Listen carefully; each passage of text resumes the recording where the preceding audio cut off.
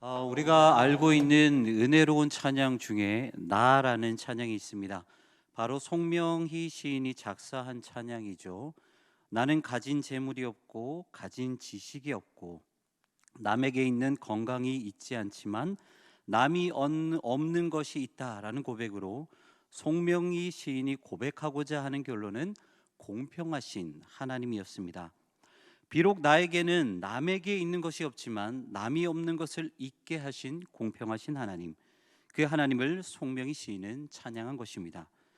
우리는 이 찬양을 다 알고 있습니다. 하지만 이 찬양이 우리에게 더 은혜로 다가오는 이유가 무엇 때문입니까? 바로 송명희 시인의 모습 때문입니다. 사진 한번 보여주시겠어요? 송명희 시인은 태어날 때의 의사의 부주의로 뇌를 집게로 잘못 건드려서 손해를 다치게 되었고요. 그래서 몸을 전혀 가눌 수 없는 중증 뇌성마비 환자로 태어나게 됩니다. 그리고 집안은 너무 가난해서 뇌성마비로 태어난 아이에게 아무것도 해줄 수가 없었고 우유를 사 먹일 돈이 없어서 쌀가루를 끓인 물만 억지로 떠먹이면서 키웠다고 합니다. 그리고 7살까지도 누워 있다가 이제 업기만 시작하면 머리가 등 뒤로 꼬꾸라져서 허리가 빠지고 목이 꺾이는 고통을 겪으며 살아왔다고 합니다. 송명희 시인은 성장할수록 다른 친구들과 자신의 처지를 비교하면서 자신의 환경과 어머니 그리고 하나님을 원망하기 시작했습니다. 어머니에게는 왜 자신을 유산하지 않았냐며 상처를 주기도 했고요. 자신을 이렇게 태어나게 하셨으면 무엇이라도 책임져야 되는데 아무것도 하지 않으시는 하나님을 불신하며 하나님께 반항하기도 했습니다. 이렇게 어려운 상황 속에서 송명희 시인은 16살 때 한 부흥회에 참석했다가 하나님을 깊게 만나고 회개하면서 하나님을 인격적으로 영접합니다. 하지만 여전히 아무것도 할 수 없었던 송명희 시인에게 하나님은 왼손에 연필을 잡게 하셨고 한편의 시를 써내려가게 하셨습니다. 나 가진 재물 없으나 나 남에게 있는 건강 있지 않으나 공평하신 하나님.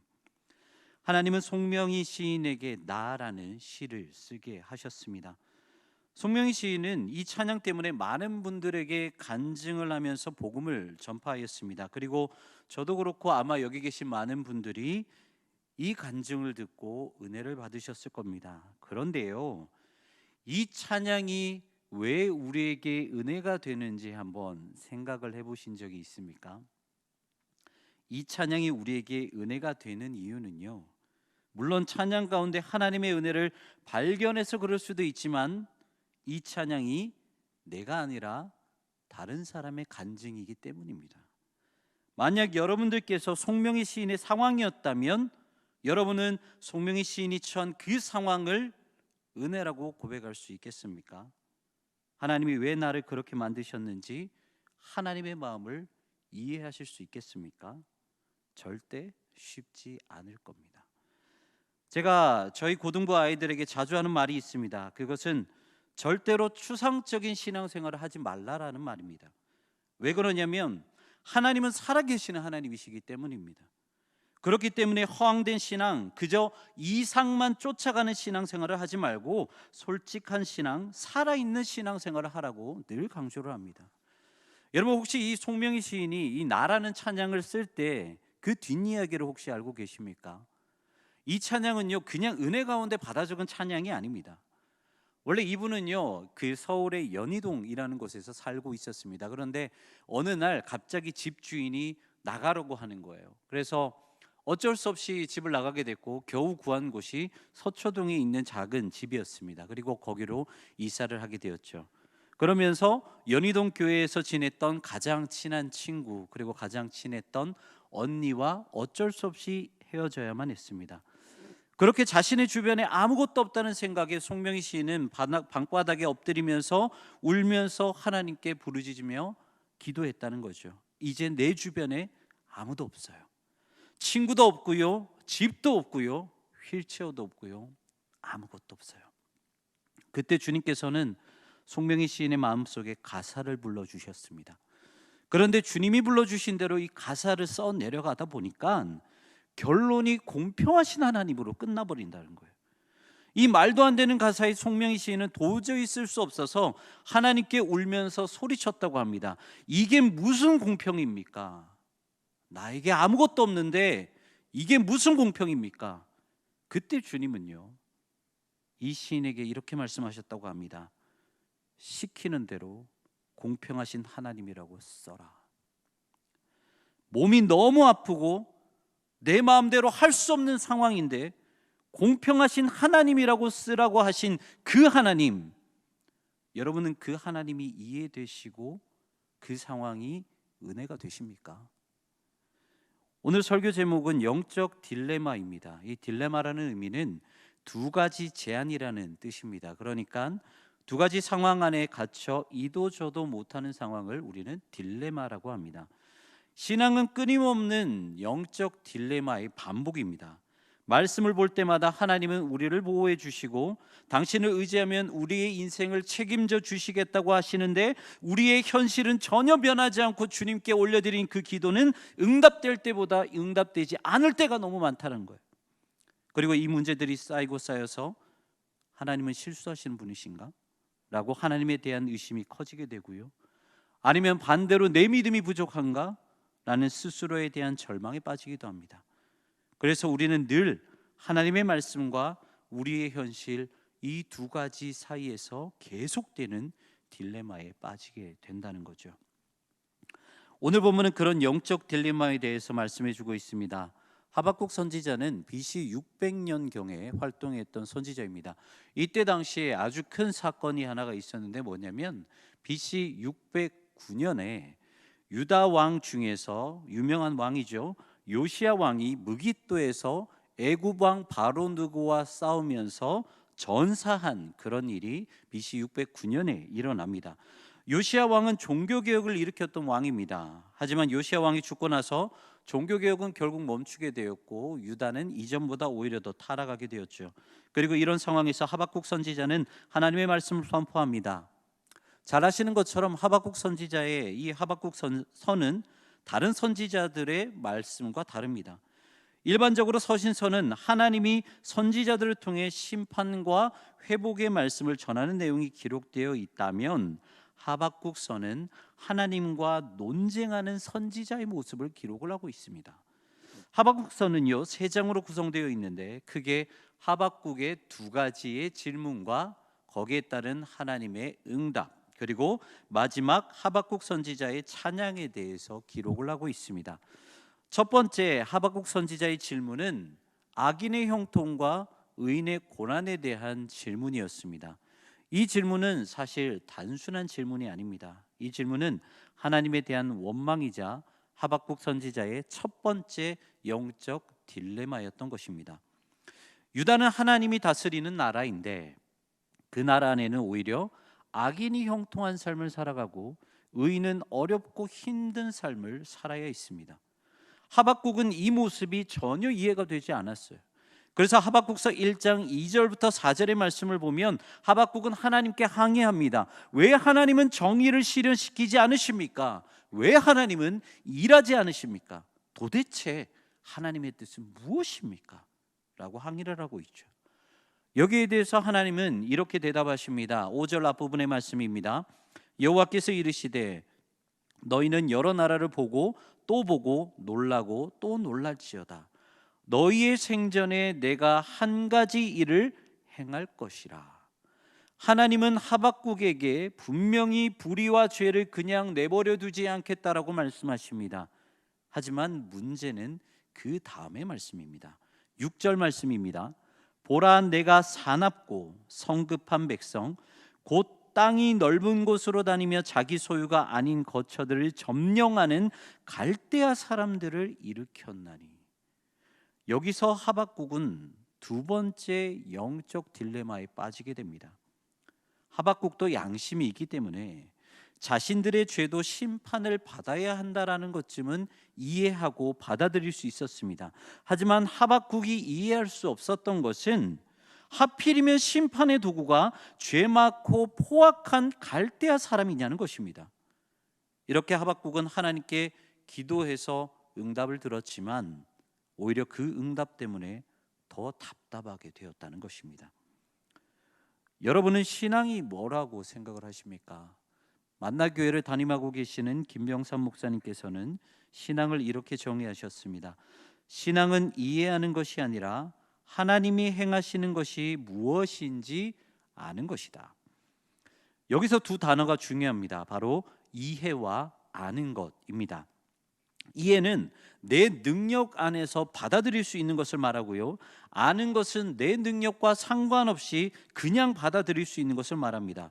그렇기 때문에 신앙은 내 이성과 내 능력으로 받아들일 수 있는 것이 아니라 내 능력과는 상관없이 하나님이 하시는 일을 그대로 받아들이는 것이 신앙이라는 것입니다.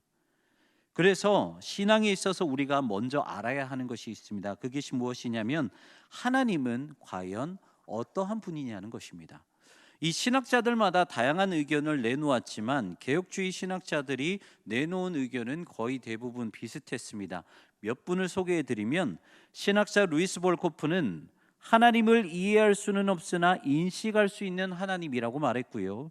종교개혁자 마틴 루터는 하나님은 계시된 하나님과 숨어 계신 하나님으로 말할 수 있다라고 말했고, 그리고 장 칼뱅과 칼바르트라는 신학자는 하나님에 대해서 알 수 있는 방법은 하나님이 계시하셨을 때만 가능하다고 말하면서 인간은 하나님을 부분적으로만 알 수 있을 뿐 완전히 알 수는 없다라고 말을 하고 있습니다.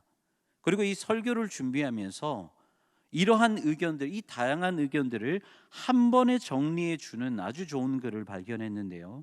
스탠리 그랜츠라는 신학자가 쓴 이 조직 신학 책에 하나님에 대해서 이렇게 정의를 해 놓았습니다. 하나님은 세계의 과정 속에 현존하시며 활동하시는 실제이다.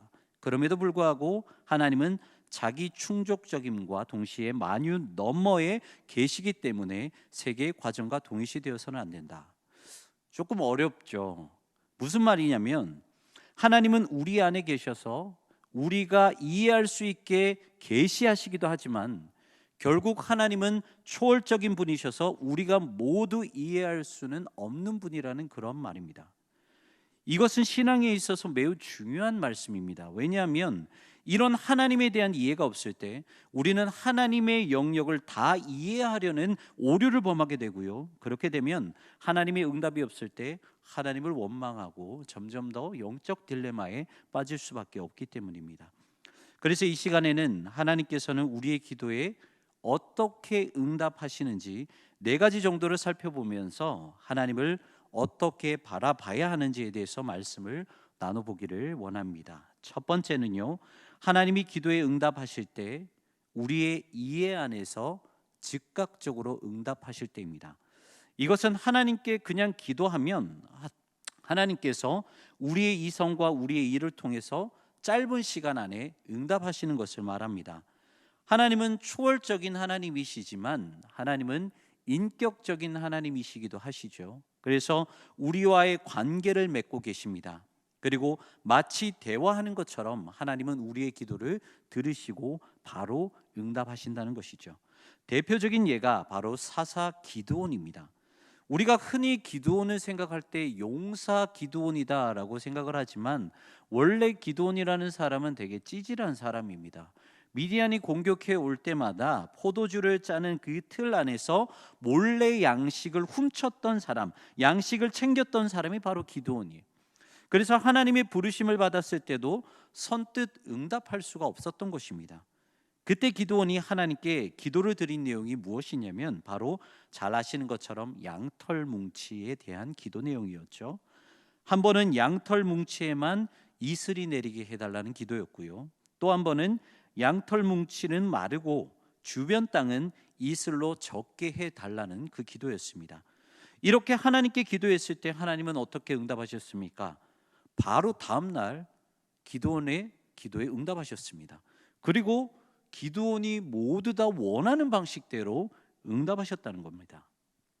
우리의 신앙생활이 매번 이렇다면 얼마나 좋을까요? 소위 말해 예수 믿을만 날 겁니다. 하지만 아시는 것처럼 이런 경우는 거의 없죠. 두 번째는 하나님이 응답은 하시지만 하나님의 때까지 기다리게 하신다는 것입니다. 사실 이런 부분에 있어서 함부로 다른 분들의 이야기를 예로 가지고 오는 것은 이제 무례하기 때문에 제 이야기를 그냥 간단히 말씀드리면, 이 경제적으로 그렇게 넉넉하지 못할 때 저는 참 감사하게 대학을 졸업하자마자 바로 직장에 취직을 할 수 있게 되었습니다. 그래서 드디어 가정 경제에 도움이 될 수 있구나라는 생각이 너무나도 기뻤어요. 그런데 그것도 이 3년이 끝이었습니다. 하나님은 제가 3년 정도 직장 생활을 할 때 회사를 그만두게 하시고 신대원을 준비하게 하셨어요. 정말 지금 생각해 봐도 사실 이 모든 것들이, 그 모든 과정이 마음에 드는 것이 하나도 없었습니다. 신앙생활을 열심히 했는데 그렇게 가정을 힘들게 하셨고 거기에 대해서 아무런 책임을 지지 않으셨던 그 하나님, 그렇다면 이제 회사를 다니면서 조금이라도 보탬이 되고 있을 이때에는 그냥 가만히 냅두시지, 그래서 가족이 조금 더 회복되게 냅두시지, 왜 조금 더 나아지려고 하는 이 삶 가운데서 부르셔가지고 이 모든 것이 다시 한번 되돌아가게 하시는지 하나님이 너무 원망스러웠어요. 그래서 그 어려움 때문에 6개월 동안 백수로 방황하기도 했고요. 지금은 물론 최고의 지원자이시지만 그때는 신학을 반대하셨던 아버지와 6개월 동안 단 한마디도 썩지 않았습니다. 하지만 우여곡절 끝에 신대원에 들어갔을 때 의외의 제 모습을 발견하게 되었어요. 뭐냐면 이 잘 돌아가지 않는 이 머리를 굴려가면서 열심히 신학 공부를 하고 있는 그 모습도 보고, 그렇게 바쁜 일상 가운데서도 일이 많기로 유명했던 온누리 교회에서 사역을 하면서도 너무 그 바쁜 것을 좋아하고 하나님의 말씀을 배우는 것을 좋아하고 하나님의 일을 하는 것을 너무 좋아하는 제 모습을 보게 되었어요. 그리고 어느 순간 그 누구보다 하나님께서 그것을 기뻐하신다는 그 마음을 마음속에 너무나도 크게 채워주시는 거예요. 그때 비로소 저는 하나님께서 왜 제 인생을 그렇게 디자인하셨는지 알게 되었습니다. 저는 매 순간 답답하고 억울할 때마다 기도했지만 전혀 응답받지 못하고 그냥 이리저리 끌려다니기만 했습니다. 그러다가 하나님의 때가 되었을 때 하나님의 뜻이 무엇인지 깨닫게 되었다는 것이죠. 여러분, 이렇게 모든 퍼즐이 맞춰지기까지 얼마의 시간이 걸린지 아십니까?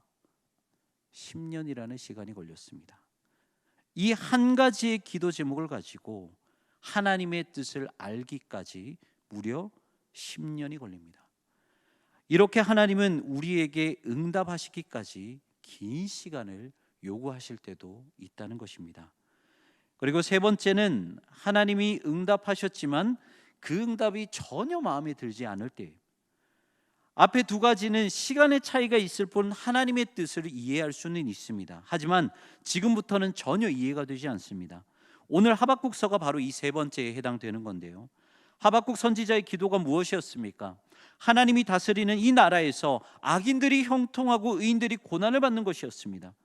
그것을 놓고 하박국 선지자는 기도했습니다. 하지만 그 기도에 하나님의 응답이 무엇이었습니까? 하나님께서는 분명히 응답하셨습니다. 하지만 그 응답은 말도 안 되게 포악하고 죄 많은 이 갈대아 사람으로 심판하시겠다는 것이죠. 다시 말해 하박국 선지자는 하나님께 응답은 받았지만 그것이 하나도 마음에 들지는 않았다는 것입니다. 그리고 이 세 번째에 해당되는 성경이 또 한 곳이 있는데요. 바로 예레미야 애가입니다. 예레미야 애가의 히브리어 제목은 에카입니다. 뜻은 어찌하여라는 뜻을 가지고 있습니다. 왜 이런 제목을 지었을까요? 예레미야 애가는 바벨론 그 1차 침공의 내용과 그리고 예루살렘의 멸망의 내용을 담고 있습니다. 유다 백성은 타락할 대로 타락했습니다. 그래서 당연히 하나님께 심판을 받아야 되는 것이 마땅하죠. 수많은 선지자들이 그것만은 막아달라고 기도했지만 이미 하나님의 심판은 결정된 것이었습니다.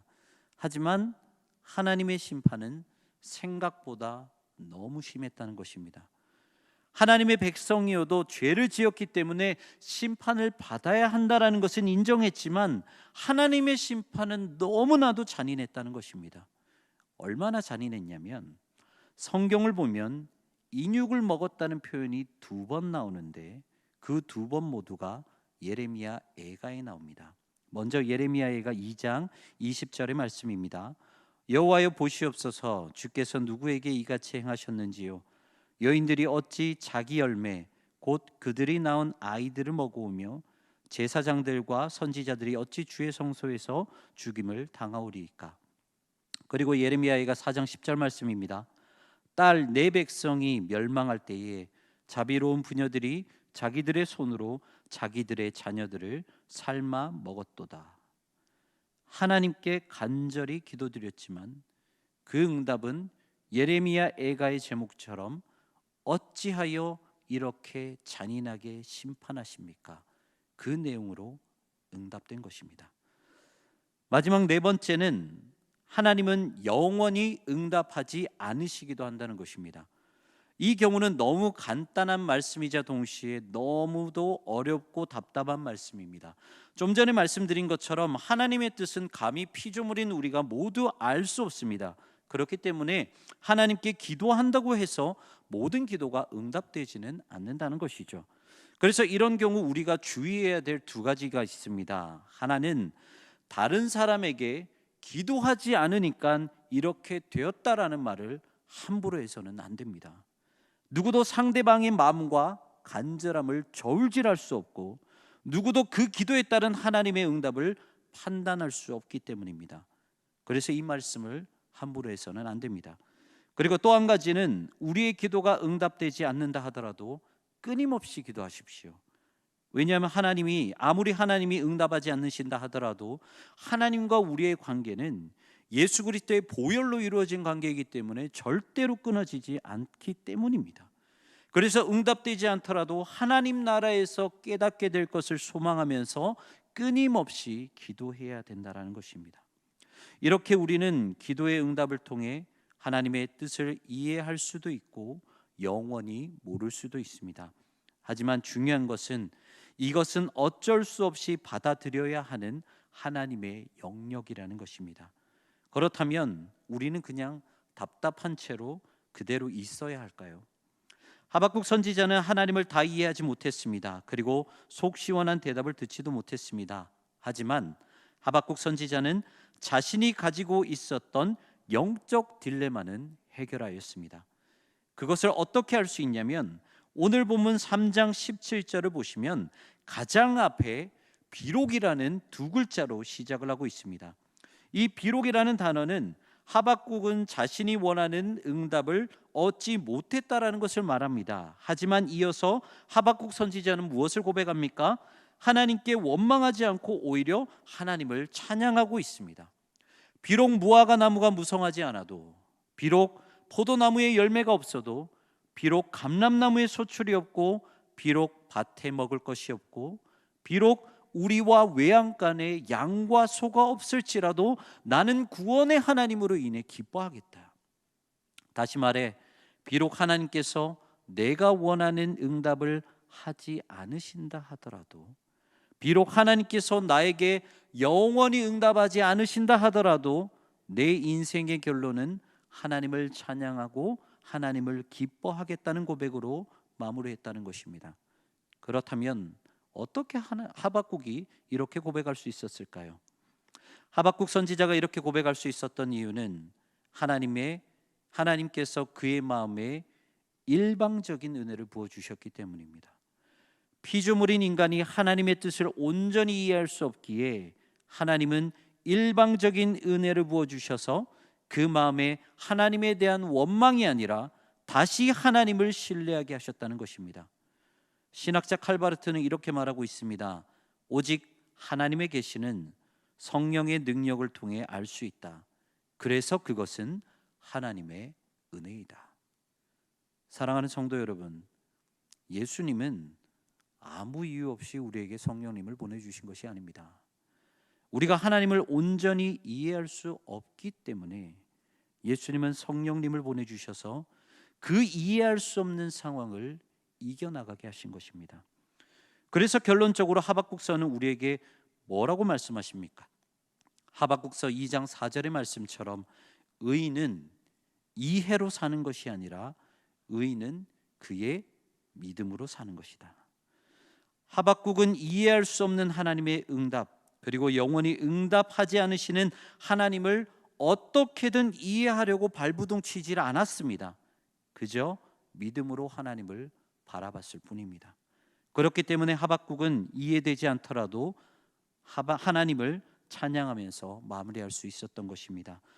사랑하는 성도 여러분, 비록 하나님의 응답이 마음에 들지 않더라도, 비록 하나님이 응답하지 않으신다 하더라도 하나님을 의심하지 마시길 바랍니다.